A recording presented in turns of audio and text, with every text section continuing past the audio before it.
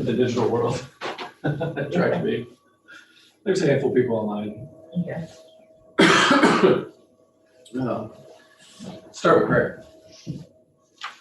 Father God, we thank you for your grace and your goodness. We thank you for your mercy that is new every morning. And we thank you that we can trust that you are working through all things, good and bad, for our good. And we thank you for the cross that shows us that. And so as we wrestle today by faith, I pray you help make some fuzzy things clear in our minds as we see your goodness and your beauty fighting for us. In Jesus' name. Amen.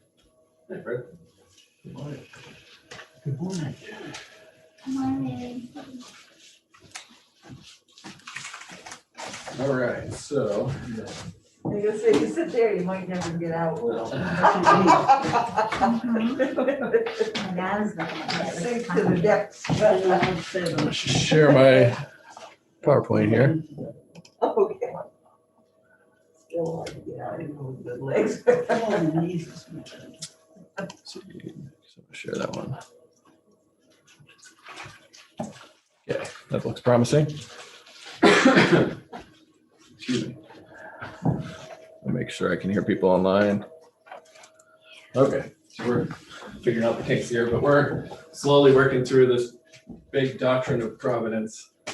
And it came up last week when we were talking about the way God uses means to accomplish his will in the world. He uses people, he uses natural processes, he uses our will, no matter, even though we've got mixed motives, which is an amazing thing to think about. And today the question came up, it sounds like in Kings that God sent a lying spirit, and the question came up, what is that saying about God and his ability to sovereignly use what we would call evil means to accomplish good?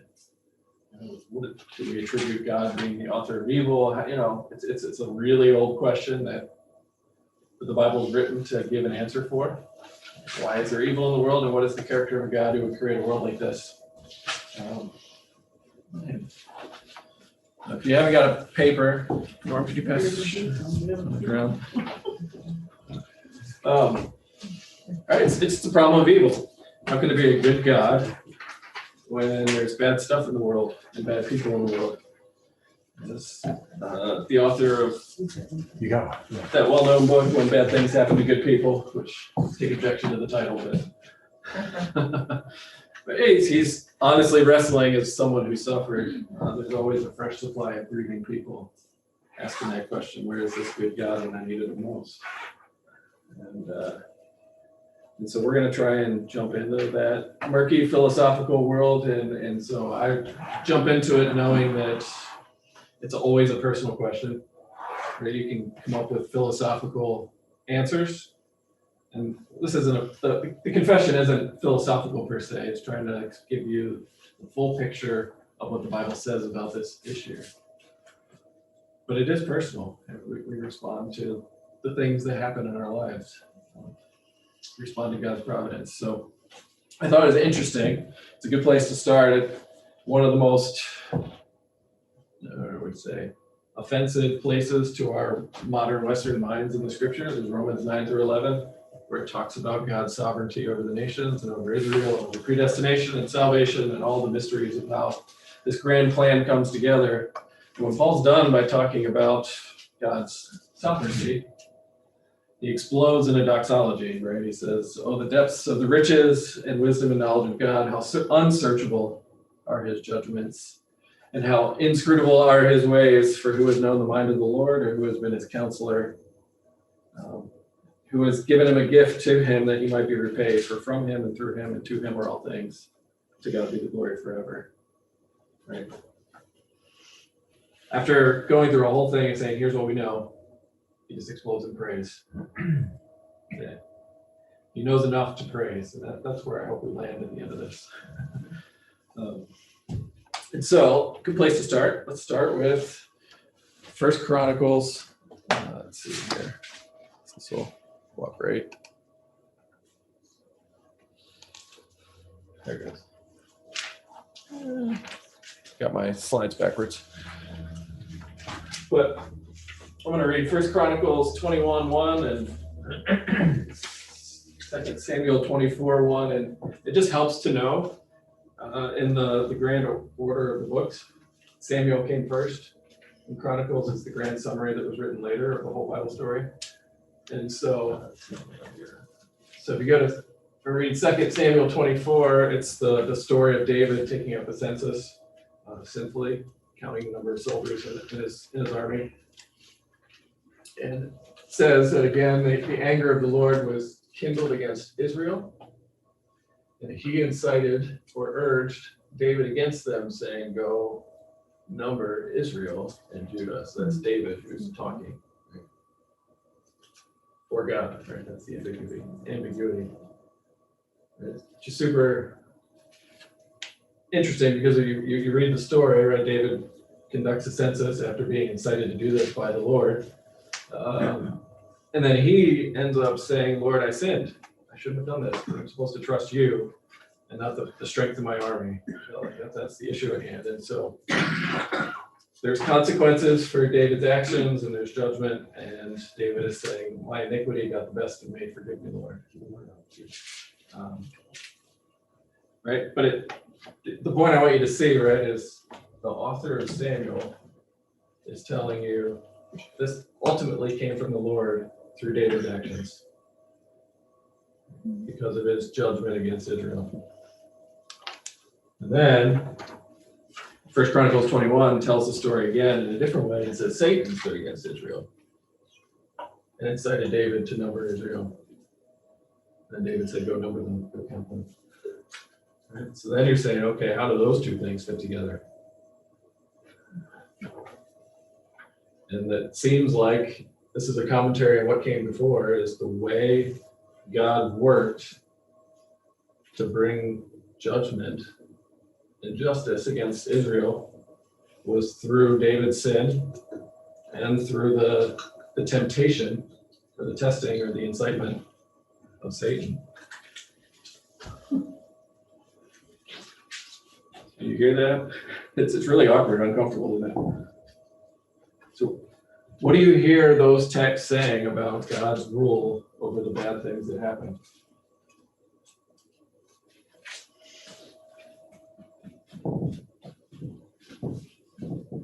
I hear it saying that no matter what we do or no matter what Satan does, God's plan works out perfectly. That's one thing that just comes to mind. Yeah. God's plan is working out in real space and real time. He's sovereign over these decisions in a mysterious way, which is what we looked at last week.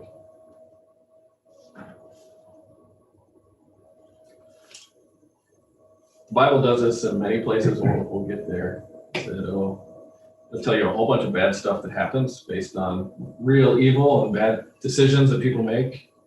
And it even talks about harm, right? We'll talk about Job. That tragedy of Job of losing his children and his servants through both like attacking raiders and natural disasters. A giant wind came up and tore down a house. And then Job says, "Blessed be the Lord, he gives and takes away." And so all this bad stuff, he's accrediting to God's ultimate sovereignty. He's the first cause. To go back to last week. So that's the world we're trying to get our minds wrapped around as best we can. Is God is sovereign over evil, and his providence extends over the evil decisions of men and angels, even going back to the first fall. But in such a way that it doesn't, God is holy, good, and gracious. You can't accuse him of being the author of sin. And that's what the confession says. It starts with the praise of Romans 11.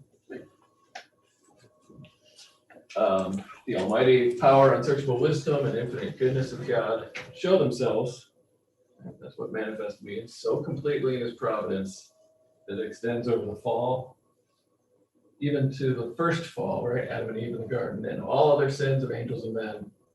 But it's not by a bare permission, but by a permission which is joined with it a most wise and powerful limiting, and otherwise ordering and governing them in a varied administration for its holy purposes.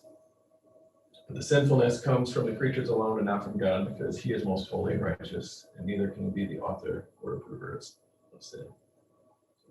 I said, I hope you're awake. Your brain just got dragged on a journey, whether you wanted to go through it or not.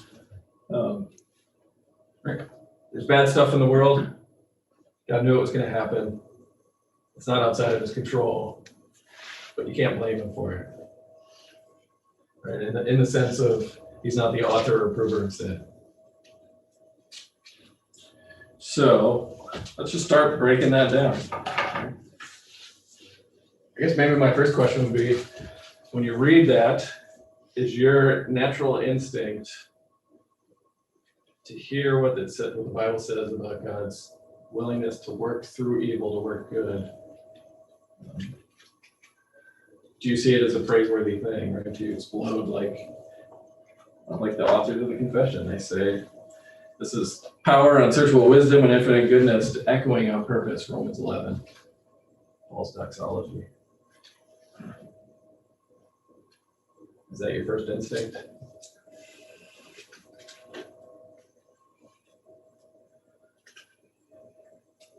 It's not everybody's. That's why we have the Psalms. With lots of lament and lots of what in the world is going on. I thought you were good. How does this line up? Where are your promises? Why aren't they working on my behalf right now? All those great questions in the Psalms. And yet, right, the overarching teaching is trying to get us to see we can trust him. So what's the extent of God's providence over evil?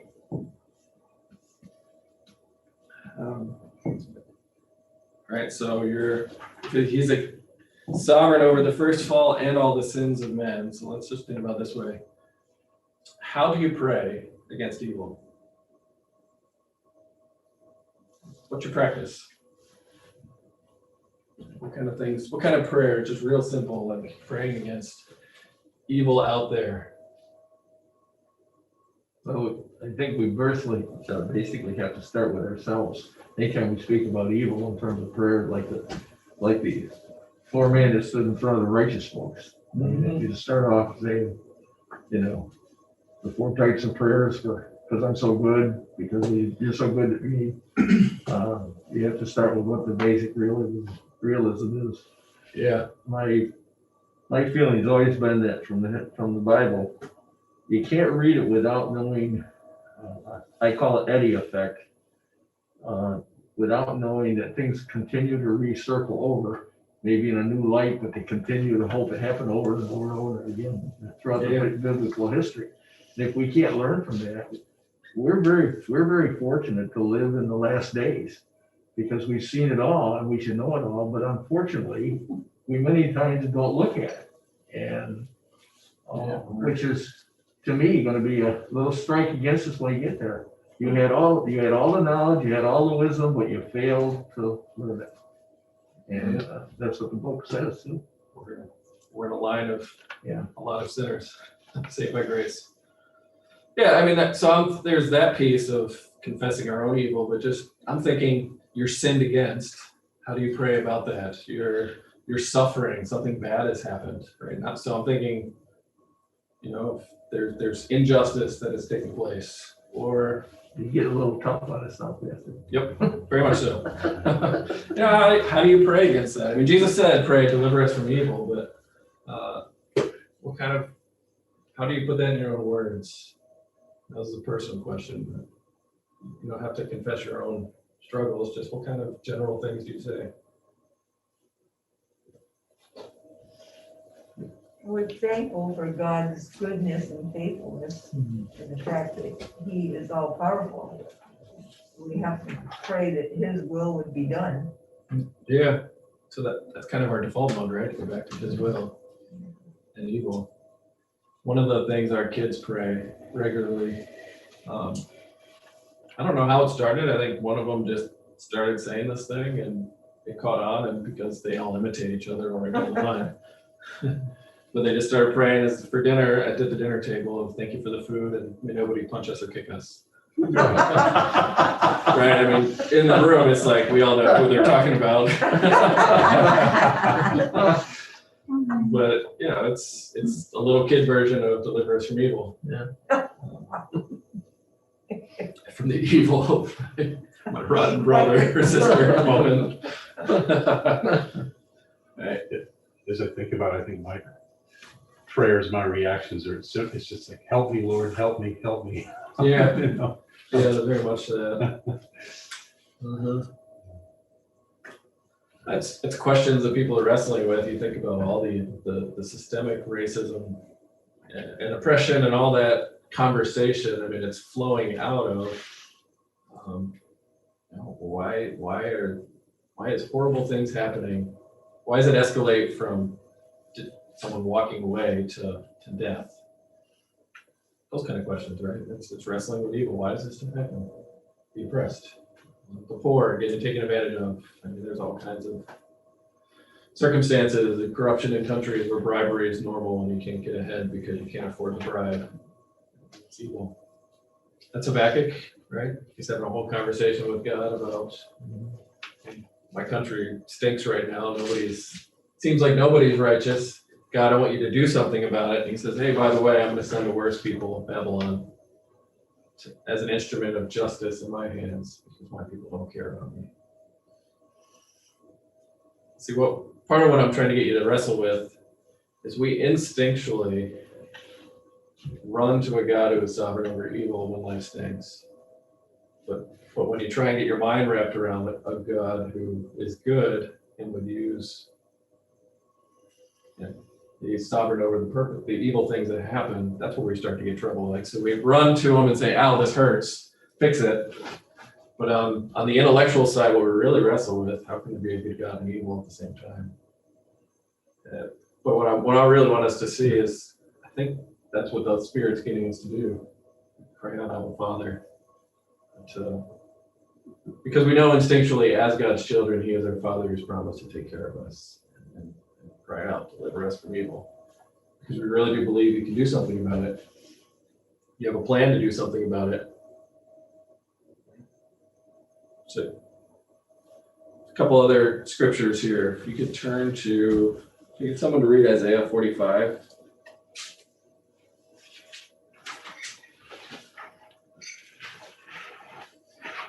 (45:7). If you're there, go ahead and read it. I form the light and create darkness. I bring prosperity and create disaster. I, the Lord, do all these things. Here's a heavy passage. I'm glad you came to Sunday school this morning. Yeah, the language is Adam and Eve in the garden. Don't eat of the tree of knowledge of good and evil. And Isaiah takes that language where God says, I create light and darkness. I'm over shalom, peace, and not peace. I'm over the good and the disaster, the calamity, which is the same word for evil in Genesis 3. So which we'll narrow it down here in a moment what that means, but it's really saying that God, He's the first cause. And he can't. He's got big enough shoulders to take it, and I think that's part of what we're being told. I mean, this is in a covenant context. He's talking to Israel, and they're sinning and running away, and he's trying to get their attention. So he's saying, "Hey, I'm in charge. This is one of the tools in my toolbox. It's His world." Right, 2 Samuel 16:10 says something similar, where it's David on the run. He's on the run from his son. He's attempting a coup.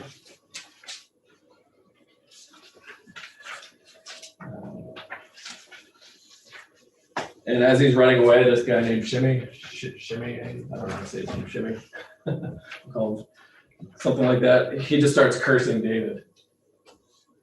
And one of his soldiers is like, yeah, that guy, he sucks. Let's chop off his head. Let's kill him. Right? They're quick to judgment.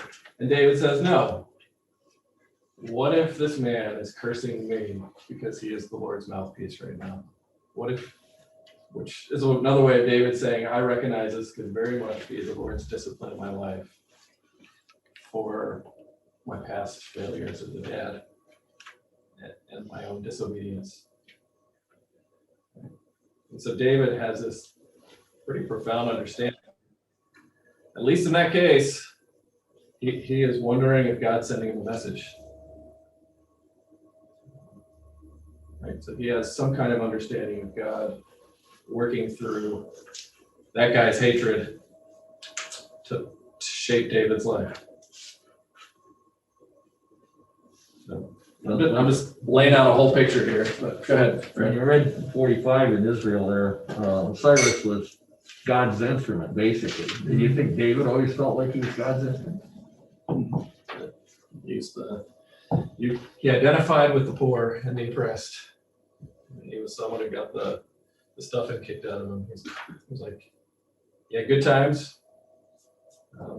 He's the best king that Israel ever had, but he spent an awful lot of time running for his life. So, yeah. So if you start to wrestle with this idea of God being, his providence being over evil and working, using it as part of his plan to prepare the world for Jesus, to send Jesus, and then to make all things new through Jesus, through humanity's good motivations and bad motivations, through suffering. It really does help to know that if you're reading about evil in Genesis 3, right, the word evil, ra, has to do with moral evil and actual harm and calamity. Right? It's both ends. It's the good and the bad. We don't have a really good English word to hold all those things together. So when I hear evil, I instinctually just say that like evil sounds like bad people to the extreme. It's strong moral language, at least in the way I hear it. Maybe, I don't know if you guys hear it the same way, but the Bible has a bigger picture in mind when it talks about knowing good and evil. It's the consequence of sin. We have firsthand knowledge of other people's selfishness, as well as just the harm that this world causes because it's under a curse.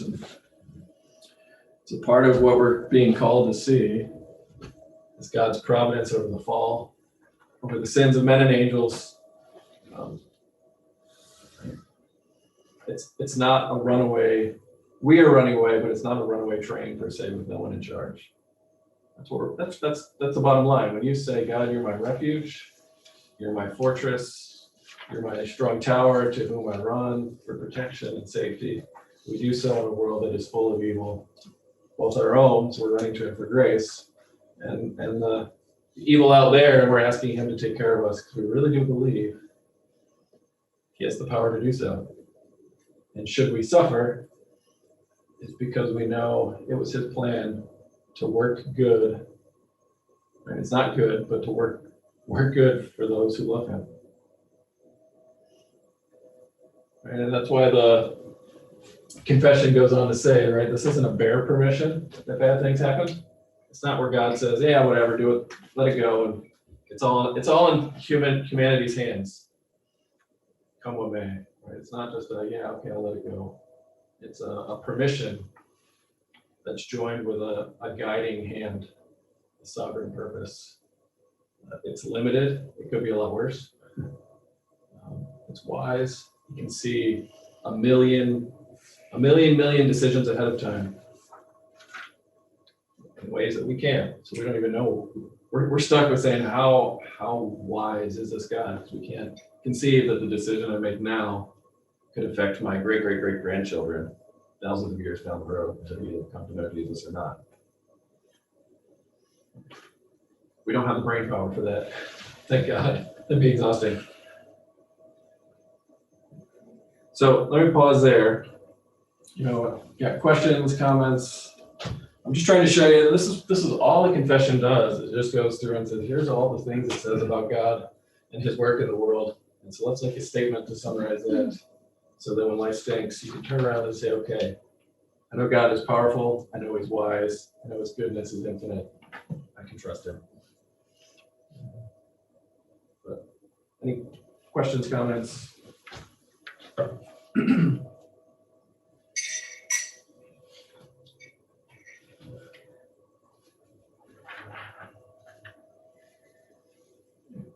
Yes. Yeah. Well, in my life, I see that Jesus experienced the ultimate evil, and anything in my life is less than, and Paul saying like momentary trouble. And we protect our children from evil, and like I get into discussions with my daughter often, and so we don't discuss whatever with the children. And I think in our own lives, our parents protected us from what they knew was going on in the world when we were little. And yet we reach a point where you hear about it, or someone asks you about that time in history, and you kind of, well, I was only 8 or I was only 5. And I didn't really know, how could you allow this? What did you do? Kind of, Yeah. well, I didn't know. And why didn't you know? What, your parents protect you from evil, but at some point you know about it, and you go through it, and you look to the Lord for grace to see it through his eyes, and know that it's worse somewhere else. Even now with this pandemic, Yeah. we have friends that are in India, and it's not good there. Yeah. And it's nothing like we've experienced even in Vermont, where it's nothing like New York City, but people have written columns that they had relatives that lived there, they worked down there. And so just bringing hidden things to light and seeing things through the Lord's eyes, that he give you peace and grace to go through whatever it is. And things that bothered me when I was a mom that were bad in my neighborhood, I would call up a Christian friend in my church, and John was at work, and just tell her on the phone, the word says where 2 or 3 are gathered together, there I am in the midst of them, and this is what's bothering me right now. Will you pray with me? And one was just this kid driving a motorbike out back, and it was just like a giant mosquito, and I just wanted to I had gone on and on, so I called up Mary Ann. This is Mary Ann, please, you just pray with me, and if that bike didn't break that moment, it just died. I said, thank you, Mary Ann, bye. Or the bus would be really Fly swatter late in came a down. snowstorm, Is Mary Ann still around? Yes, she is. Might call her, the bus is late, and I was fearful, where's the bus? Did they go off the road or something? Would you pray with me? 2 or 3, I'm 1, you're 2. And, the bus would show up, and just to calm your fears and know God promises, and claim that, not just worry that it's nowhere. You're actively wrestling. Yeah, you're taking it to On the national level, what's the only time in the last few years you heard the word evil used? That was when 9/11 occurred. Yeah. You heard that from the president at the time. It's the only time. But was that the only evil that was existing? Yeah, public discourse is strange like that, comes and goes. We use different language, but so part of what we're wrestling with, right, is there is that comforting peace that God is a father. And there's things you look back and say, I had no idea how bad it was, and he led me through it. You just don't know. Sometimes you find out looking back, sometimes you don't. You just kind of, that's part of the process. But one of the questions we want to ask, we got about 10 minutes or so, is God the author of sin? And that's because that's the hardest thing to get our finite minds wrapped around. If he is that has that much control, how could a holy God who can't tolerate evil in his presence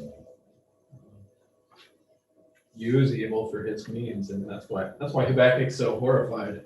One, in his own sense of like, we're not that bad. Right, so that's a whole other conversation. But he's just wondering, God, how can you stomach this? These people are revolting in their cruelty.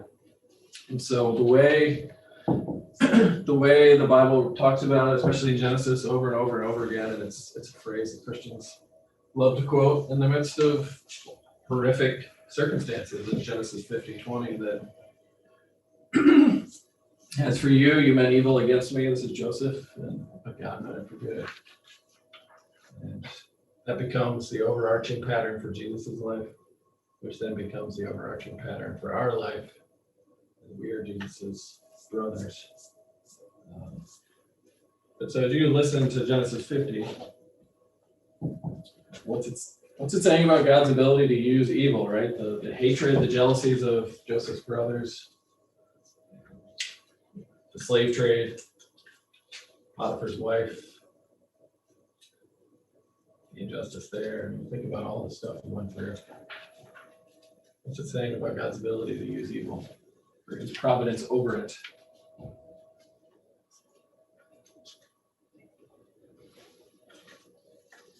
Well, in this case, he has a purpose in it, that many people will be saved from starvation. Yeah. That's what it says. Yep. That comes to that permission with a holy, powerful purpose. But don't you feel evil? I mean, we think of human evil with Adam and Eve starting us off on a wrong road. Yeah, that's the first time. Don't you think even evil existed prior to that? Don't you think the angels and who was behind that? Pride of Satan. And he was I guess he was an archangel, but such, and tried to convince others that, I'm better than God. And that's really the bottom line of evil. That's part of it, yep. Yeah. But it had to be prior to even Adam, right? Because he's the one to come down and. Yep, there's this mysterious snake, no explanation, he just shows up. Exactly. Where did that come from? But it's still there, so. Yeah, that's why theologians still have jobs and they write lots of books.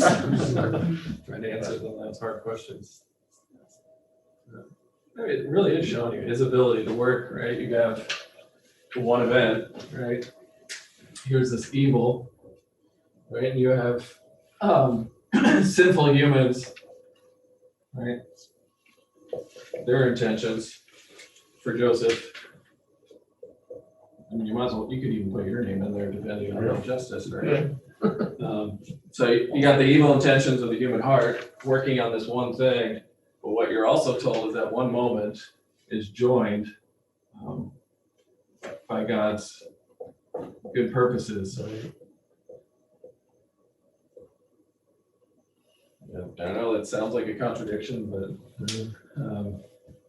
it's an illusion. It's his ability to say, okay, I'm going to take this and I'm leading it in a particular direction. And in this case, he knew for the good of the Messiah to come, or for his plan to work through Israel to be a light to the nations, to prepare the way for Jesus. It was to save many, many nations. That'd be great. At the end of our lives, we could look back and see that divine purpose. But most of us live where Joseph lived.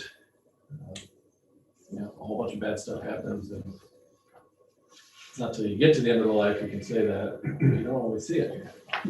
Well, if you take the pandemic as evil, we're all going through this, and would the change come about without it?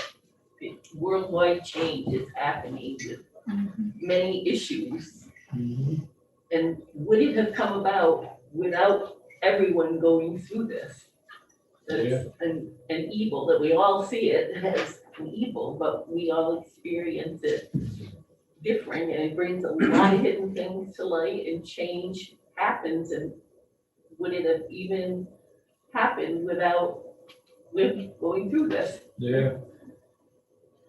And the Lord knows the outcome, and trusting him that it will be good. Okay, you promise that all things work together for good, and we are called according to his purposes.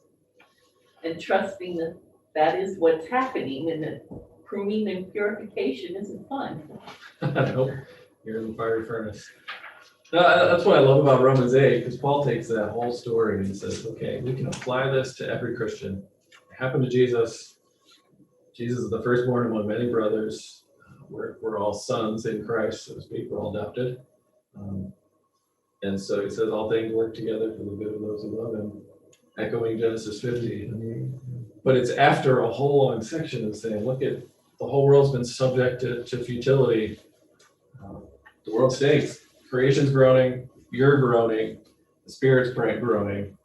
So there's a lot of groaning going on in the context of God working out his good purposes. And that I find comforting, because that's realistic. That's where we're at. This hurts. Gotta change it. That's where you're in the language of the Psalms, where you're crying out for help. Deliver us from evil.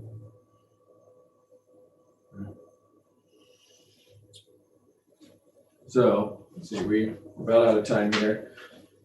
Some comforting conclusions.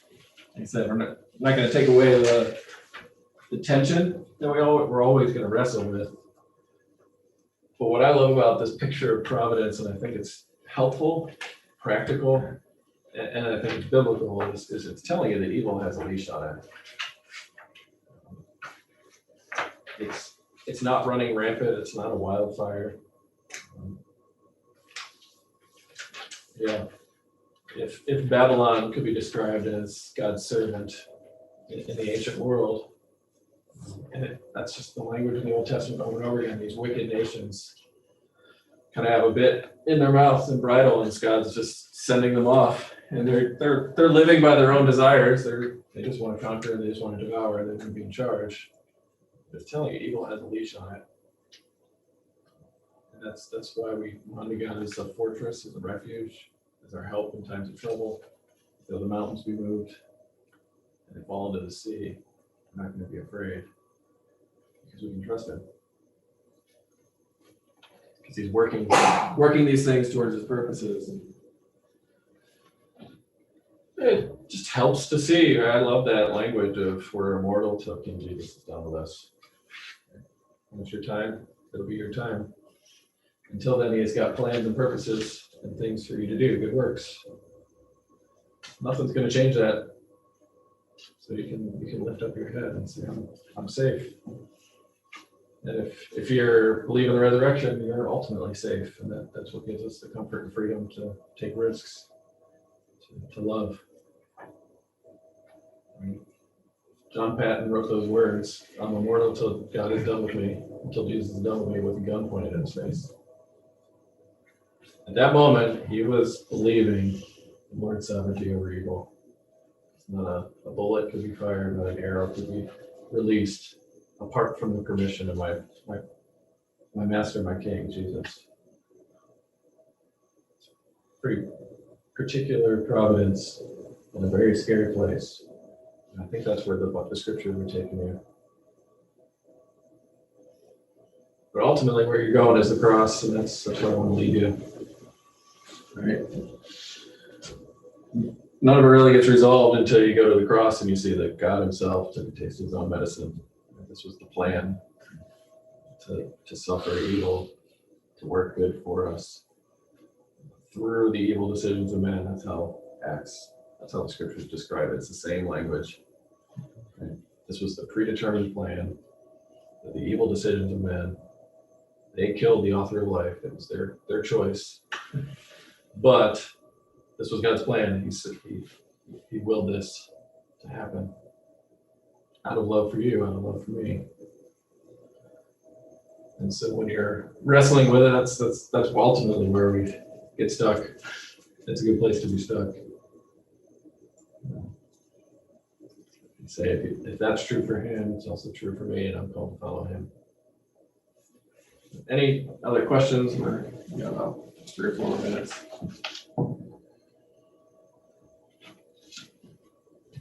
It's 45 minutes to just describe one of the most complex problems in human history. But I'm always trying to tie this down to the scriptures, and it's fascinating to read the scripture text that the writers of the confession describe. So it's like, I wouldn't have chosen that one. They're always in the Old Testament, trying to wrestle with the character of God in surprising ways.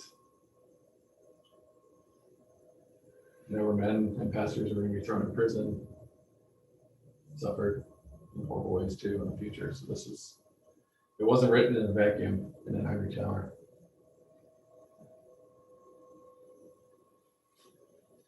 It's one thing to accept it and believe it yourself because of faith or whatever, but it's a totally different thing to try to explain it to somebody else. Yeah. In what context? You mean like, just anyone on the street? Yeah, well, yeah, anybody that wouldn't be a believer for sure. It's like, you gotta be crazy. That's what they think of us, I would think. Yep. It is hard. That's why these kind of books, so why bad things happen to good people, become New York Times bestsellers, because they're wrestling with it. And the reason that book was written was the author lost his son. He was trying to figure out what kind of counsel would I give now that I'm trying to be counseled by the scriptures. He landed in a different place. I don't think that takes into account the whole counsel of God, but the reason he's doing it is trying to explain this to people who are really grieving.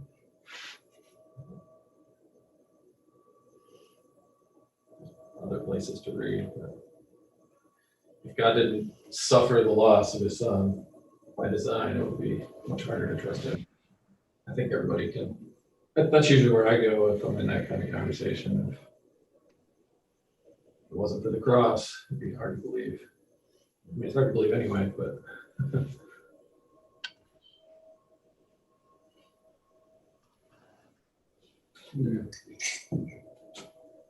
well,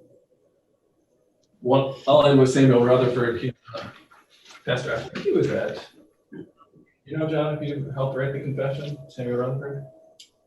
We don't have any resident Puritan experts, so you can Google it and confirm, but he's just a well-written pastor who loved Jesus and was thrown in prison in the midst of all the Catholic Protestant stuff in the UK in the 1700s.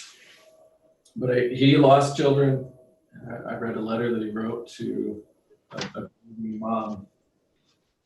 He talks about this moment of when you're following Jesus, you've come through stormy seas and you finally land on heaven's shores. He says it's at that moment that you're going to realize that if the Lord had led me through any other way, I wouldn't have reached the end of my journey. And that's the only thing to do for someone who suffered that way, and in particular, he's saying you can trust God's providence. His goal is to have you and find you in the process. That's great. Father, we've talked about hard things, and I know we're all wrestling with the harm and evil we've suffered. And so I pray the comfort of Christ, the presence of your Spirit, you would do what you promised. You hear the cries of the righteous, those whom you love, and you would deliver us from all our troubles. And in the process, that we would learn how to trust you when things are not going well. In Jesus' name. Amen.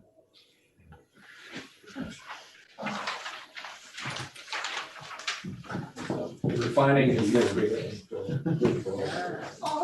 It's really cool to watch how you go through the piece by piece, and every time someone's asked the question, it's answered in the next paragraph. It's like they knew what they were doing. I used to write buses with old people to take to a daycare center. There were other people on the bus. Yeah. And asked me one day, how old it was, they wanted to be Yeah.